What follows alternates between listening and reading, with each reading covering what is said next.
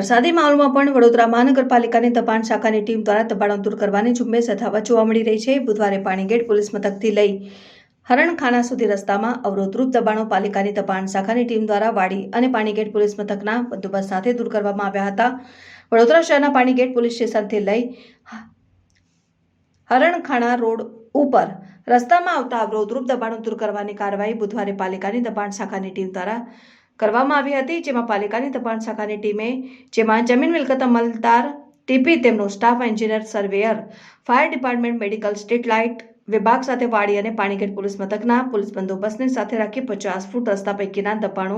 દૂર કરવાની કાર્યવાહી કરવામાં આવી હતી, જેમાં રોડ ઉપર આવતા મકાનોના સંડાસ, બાથરૂમ, શેડ, ઓટલા, ઓરડીની દિવાલોને દબાણ હેઠળ દૂર કરવામાં આવ્યા હતા। પાણીગેટ પોલીસ સ્ટેશનથી લઈને હરણખાના રોડ 50 ફૂટ રોડમાં આવતા દબાણો જેવા કે સંડાસ, બાથરૂમ, શેડ, ઓટલા, ઓરડીની દિવાલ તેને દૂર કરવાની કાર્યવાહી ચાલુ છે। જમીન મિલકત અમલદાર શ્રી ટીપી, તેમનો staff, engineer Shri, surveyor Shri અને fire department, medical, street light, GEB, Wadi અને પાણીગેટ પોલીસ સ્ટેશનનો સ્ટાફ સાથે રાખી 50 ફૂટ રસ્તા પૈકીના દબાણો